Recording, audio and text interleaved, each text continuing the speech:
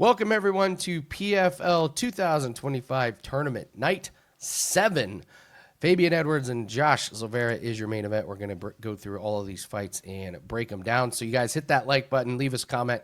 Tell us what your best bet is tonight. If you got any juicy underdogs, tell us those. There's a couple, not a lot, though, on this card. I feel like this could be pretty chalky. There's always a couple of upsets, but we'll start with the main event here, Fabian Edwards and Josh Silveira. Jim, I'll go to you first. What's your take on this fight? It's fade the Cinderella at the ball, Josh Silveira time of year again. Is he going to win one more and then lose the championship? I just don't believe I don't believe this guy will ever win the whole freaking thing. He's just the bridesmaid of PFL. A lot of people say that he gets the chances he does because of his father and his relationship with American Top Team. Josh just does what he does. They talk about his wrestling. They talk about his pedigree. And then he goes out there and fights are dirty. They're ugly. It's stalling. It's very boring. A lot of pitter-patter striking. He's got a head like a cement block, so he's impossible to knock out. And he's going up against Fabian Edwards, who I believe is going to outclass him. Josh, the only way that he could sneak this fight in is by decision, and you're going against somebody who makes their bones by decision here. Impa walked into a buzzsaw his last fight. Horrible game plan to go in and just rush Edwards the way he did. He didn't even give himself a chance to really ease into that fight. Got clipped early and was never the same. Level of competition's huge for Fabian Edwards. Way better than Josh's. I like Fabian, man, but I do believe it goes to decision. The over 2.5 is my favorite bet in this fight. Take this fight to go the distance. Give me Fabian by decision. I mean, we have to do this every Josh Silveira fight. So gets the breaks beaten off him by Impa.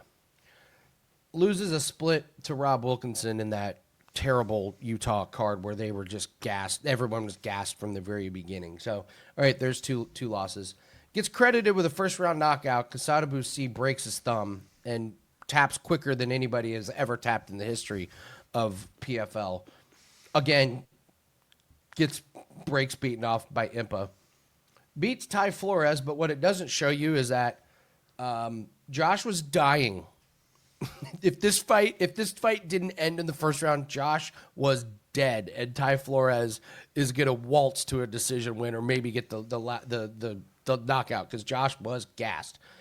But again, he lands the Hail Mary knee, gets credited first round knockout. Delon Monte, Josh Silveira does nothing to him. Monte steps back, tears his knee.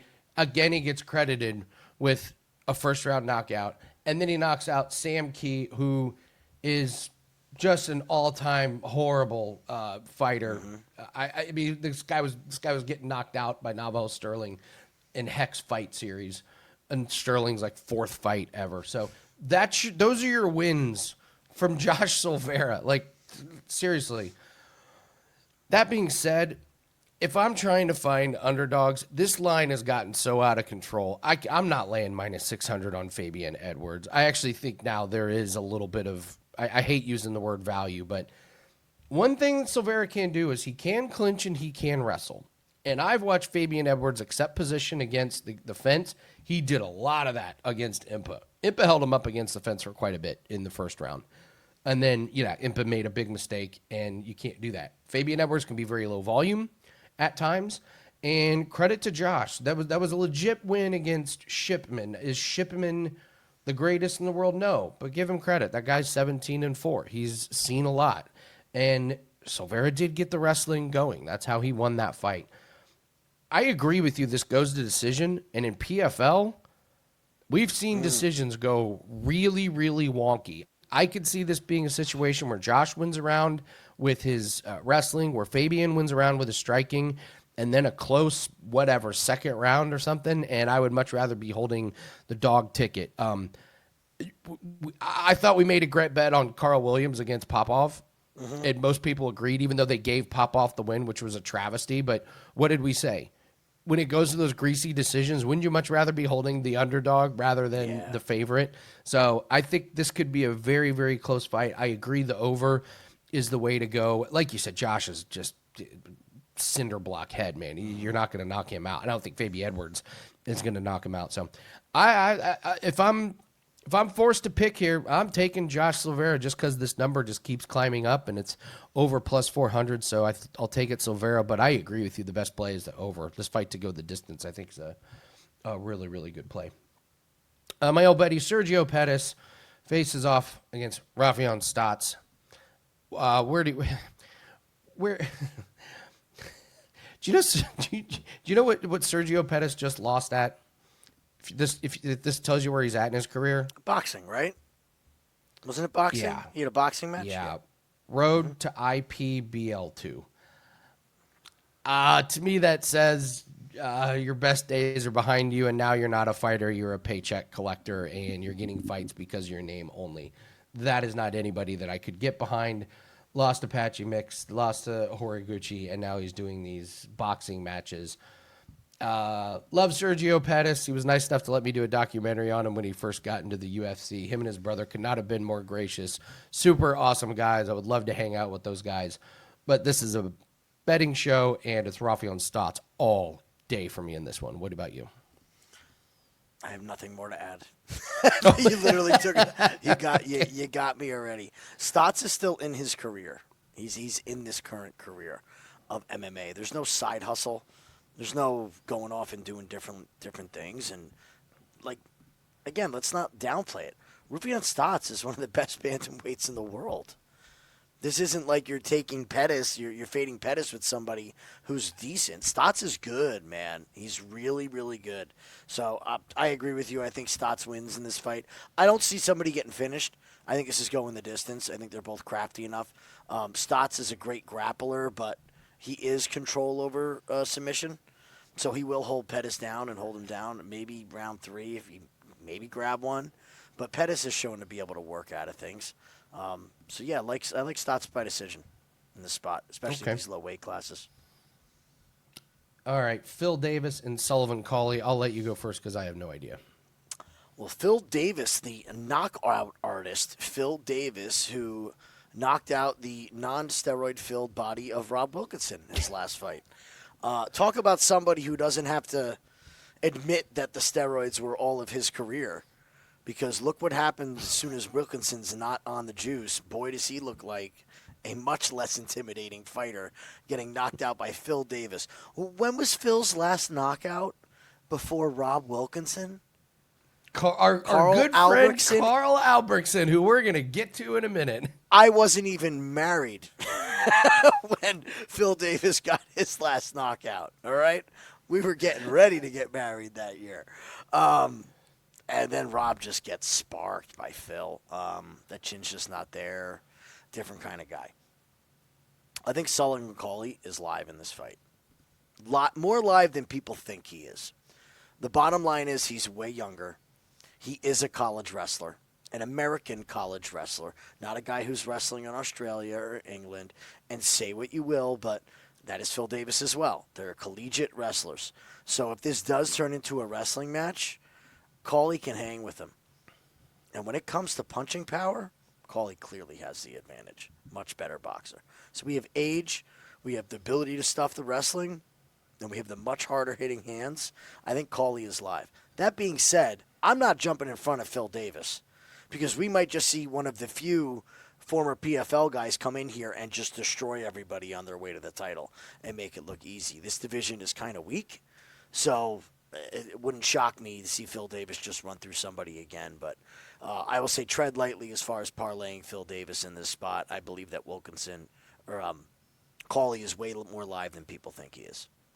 Yeah, former Bellator coming into PFL for Phil Davis here. Yeah, that fight against Corey Anderson was close, man. That was a really good performance Phil Davis put on. So, yeah, I know what you're saying against Rob Wilkinson, but credit to him. He did what he was supposed to do. You go knock out the non-steroided Rob Wilkinson. You know, hey, I'm here.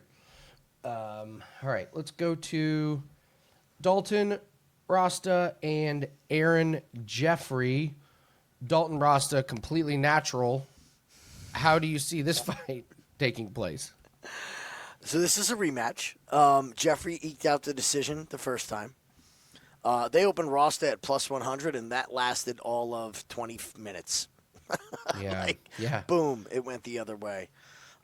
This is two careers going in different trajectory at this point. Rosta's definitely on his way up.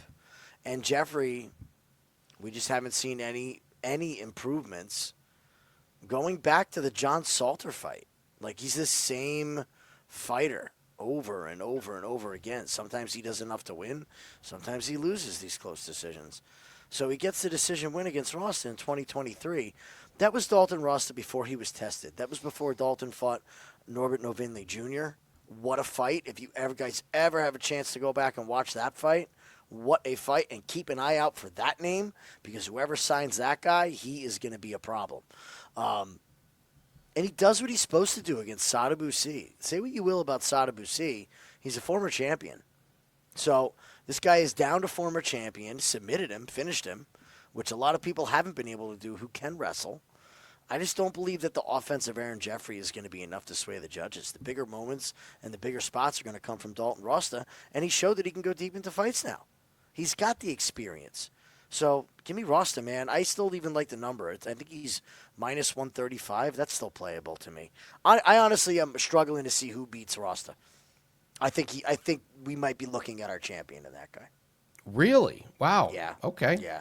Yeah, he's only minus 125 on DraftKings. So if you're a Rosta fan, you got great numbers that are out there. So, all right, let's move on to Antonio Carlos Jr. versus Simeon Powell. I will let you start. What do you think? We made money on both guys. We made some great money with Simeon Powell against Karl Yes. Albrektsson. That was great. How does he draw that matchup, by the way? Karl Albrektsson to start? That's your entry fight? Yeah. Like, Well, who do they... we get to bet against Karl Albrektsson again on this card. Can't This wait. is great. It's great. Coming. What a great night. We get him and Connor Matthews on the same card at some point. We'll be Now we're set cooking. to go. Now we're cooking. ACJ, do you agree that something looks different about him this year? He seemed like last year he was just there. He seemed really focused. I thought that was a great performance against Carl Moore. I really did. I know it was a split. Carl Moore is no joke. He is a legitimate fighter. So they didn't give him some cupcake in the first round like Powell got with Albrektsson. You know, Right. legitimate fighter who's well-rounded and could fight everywhere. And he did what he had to do to get the win. The grappling was obviously the star of the show. Never got clipped by the striping of Moore. Never gave him a chance to breathe. And we've seen Powell let people get inside of his range. Simeon Powell has a longer reach than John Jones. Wrap that around your head for a second. But he lets people inside. John's not going to let you get inside. That was the difference. I just think that if ACJ gets in there and gets the takedown, it's big-time trouble for Simeon Powell. Big-time trouble. I would not be laying the chalk on Simeon Powell in this spot. This is by far the hardest opponent that he's ever had to face. And we've seen in big moments like the PFL Europe Finals, he could drop the ball and get KO'd. So we've already seen him drop the ball once. He had a bit of a cupcake matchup. I'm going to take the underdog in ACJ in this fight, and wouldn't be shocked to see Simeon get checked again and taken down a peg. I think he needs to do a little bit more work on his cage grappling and control. Give me the under all day in this one. ACJ first round submission or Powell knockout in round 2. I think that it's just, Carlos Jr. Once he gets you on the ground, he's deadly. He's had cardio issues in the past. Powell's just way better on the feet. We saw Powell get the knockout in his last fight. So I know it's against Albrektsson, but he just weathered the early storm, let Albrektsson tire himself out, and then torched him in the second. So I just love unders in this one. Of all the fights on this, well, we'll get to the next one. But Antonio, yeah, Carlos Jr. and Powell unders galore for this one. So, all right. Speaking of the next one, we talked about this in the UFC video. How somebody was saying, they were hoping to not see a certain somebody ever fight again, and we're saying no. You want Tim Johnson on all of your fight cards. You need these money making opportunities. You need these kill or be killed guys who are mostly getting killed. So if you see a fighter that's losing all the time, you don't want him cut. You say no. You keep these guys on the roster. So Romanov gets here with one of the weirdest submissions ever. And I went back and watched it. And I don't even think it was a submission. I think Tim Johnson broke a rib somehow or something. He might have broken his own rib. But this 19-3 record for Romanov does not tell the story. You like Valentin Moldavsky big, don't you? I do. I've heard these things about the size. I mean, here's the other thing. If you go to Romanov's profile here, let's keep in mind, so what does Alexandr want to do? He wants to grapple you. He wants to take you down early and often, and he wants to smash you through the ground. The submission threat really isn't there. He doesn't have diverse submissions. I'd say a triangle. He's not going to go for a guillotine, a head and arm choke maybe. But he has never fought anybody who is proficient in combat sambo before. Now I know combat sambo, not really a hotbed of talent. It's not your main source of talent. But look, all these Russians, all Khabib's guys, they're all combat sambo. Merab, combat sambo. This is what these guys all fought in. He's going to go up against this with Moldavsky. Their agility and their judo to fend off takedowns is fantastic. It's one of the characteristics of that style. It is dynamic throws and sweeps. So when Romanov comes in for this blasting double leg takedown, I just think it's going to be like a bull in a matador. And Moldavsky's going to be able to just move out of the way, toss him to the side. And if Moldavsky ends up on top of Romanov, set your stopwatch. Because there's going to be a point where Romanov says, I don't want to fight anymore. And it's going to come quick the second that he gets tired. Could he take down Moldavsky in the first round and lay on him and hold him down for the whole round? Yes. But they got to start on the feet again in the second. Valentin has had the much higher level of competition his entire career. He's one of Fedor's guys. You know that Fedor, the greatest heavyweight of all time, is going to have a game plan. He's fought this game plan before. So I just think this all adds up on the Moldavsky side. This is the end of the run for Romanov in the post-UFC era. So we might see him next year, but we also don't know how dedicated he even is to his own career. Yeah, he's got no cardio. He still looked like a tub of shit. I mean, he did. He came out as like, it's like, God, you're lucky you're fighting Tim Johnson. Think about going from Tim Johnson to Valentin Moldavsky. Slight difference in the speed on the feet. Just a slight difference with the agility on the feet. And by the way, this Moldavsky Billestini fight was awesome. That was an awesome fight. Yeah. Do this. Put the Moldavsky Billestini in one like view, one box, and put the Romanov Tim Johnson fight, and which one looks to be a little bit better quality than the other. It's going to be. I'm with you. I think Moldavsky schools Romanov, and like you said, even if Romanov wins the first round, he ain't winning rounds 2 and 3. No way. So we can make real quick work of Biaggio, Ali Walsh, and Ronnie Gibbs. Biaggio, Ali Walsh, Muhammad Ali's grandson. They're bringing up slowly. I mean, real slow. And they're giving him these guys that haven't fought and have one fight. I was able to find a little bit on Ronnie Gibbs. I mean, what are we doing here? That's couldn't find. It was the Street Beefs. That's the Street Beefs profile picture. It's Biaggio, Ali Walsh. If he wants to finish, he can. Cage time is really important for Biaggio, Ali Walsh, so be careful with taking props. We saw this in his debut. He could have finished this guy, Palacio, and he didn't. It was very obvious that they wanted to get 3 rounds of cage time. But then he blows Brian Stapleton out of the water, and this guy, if he takes a couple of good shots from Walsh, may get out of there. Gibbs, I've seen him try and get takedowns. Good luck. You're going to have to get Walsh down and finish him. Walsh has shown bad striking defense, but Gibbs is not going to be taking advantage, and Walsh is minus 1,200, so you don't need to hear us ramble on about how Biaggio Ali Walsh is going to win this fight. So we move on. Rodrigo for the sub. The one thing you think he they're hasn't wanting done to get yet, him a sub? The one thing he hasn't done yet has got a sub. All right. Just throwing that out there. Rodrigo, Nascimento, and Oleg Popov. Oleg Popov. I will never forgive this man for beating Karl Williams I actually never forgive Carl Williams for clapping after that fight. Don't clap. Don't be happy for him. What was that, Karl? You beat the man. If ever there was a fight in PFL that's going over, it is this one. This is going to be a whole lot of nothing. What would you set the over under of total strikes landed in this fight? Oh, it depends how they want to count it. There's going to be a lot of little pitter patters. I'll tell you that much. There'll be a lot of those up against the fence. You know, you're punching the guy like this while you're taking him down. Yeah. So it depends how they want to score it, but this is going to be a wrestling match. We all know it. It's a pop-off fight. What do they always become? Wrestling matches. It's that simple. Nascimento was supposed to come in and make a big splash. He goes to decision with Abraham Babley. Really, really bad look. Really bad look. I thought split. It was a close one, too. I thought he looked out of shape his first fight. I'll be interested to see him on the scale.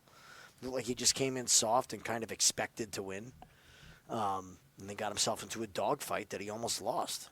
So we were like one judge away from another failed UFC purchase for PFL. So, again, be careful with these former UFC guys. Popov by decision. Set it and forget it. They love Popov. Yeah. The judges love Popov. Everybody loves Popov except Carl Williams. Well, even Carl Williams loves Popov, apparently.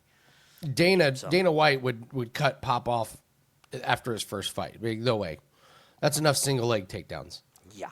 That's enough. Pop-off by decision. Call it a day. All right. Rafael, Xavier, and Karl Albrektsson. I'll let you go first. How do you break this one down? Is this going to be our new come on, Karl?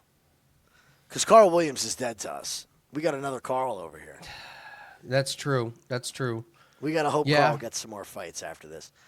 Rafael Xavier makes his debut. Takes Simeon Powell to a split. Really, really good showing. And it's not so much that he took him to a split. If you watch the fight, he looked great. Cardio checked out. Everything checked out in that fight. And it was like, where has this guy been that they've been hiding? Doesn't have the toughest level of competition. What I like about him is that he's been active over a long period of time. And he's put a lot of win streaks together. Other thing I love about him is he's very, very hard to finish. He's been finished once in his career by knockout, never been submitted. We go to Karl. 7 weeks ago, he was face down in the canvas in the cage with Simeon Powell. By elbow knockout to the temple. Legitimate knockout. His cardio fell off an absolute cliff in round 2. He was doing everything he had to do in round 1. But just like every Karl Albrektsson fight, what happens in round 2? He falls apart. He either falls apart or his opponent is so bad that they can't make the adjustments. Rafael Xavier's not that bad. He's going to make the adjustments. So we're going to fade the guy who just got knocked out, sent right back into the ring with a prospect that they obviously said, wait a minute, we might not have something with this guy. We're going to make this the first fight of the night. Why do they have these guys on the card? Rafael Xavier by knockout. I hope we get Karl one more fight this season. We can do one more, Karl. Yeah, don't be surprised if Karl Albrektsson wins the first round by pushing him up against the fence and keeping him there. But make no mistake, his cardio will rear its ugly head in round 2, and his lack of durability will rear its ugly head at some point during the fight. So yeah, it's definitely Xavier, and Xavier probably by finish. So, all right, that is going to do it for us. We have a 5% PFL best bet that is up. We also have our UFC pack that is up, still maintaining that number 1 spot in MMA profits at Wager Talk. Join us. These are all of our plays that we bet with our money. We are as invested in them as you guys are. So make no mistake, whenever we put out a play, we are putting our money on it. So join us, and don't forget to join us on the Winning in the Shadows YouTube channel for Takedown Live when we do our live shows for the fight events. Live bets have been absolutely fantastic. I will be live for the UFC show on Saturday, so make sure you join us. Please hit the like button and subscribe to the channel. Good luck on your bets, and take care. Good luck, guys.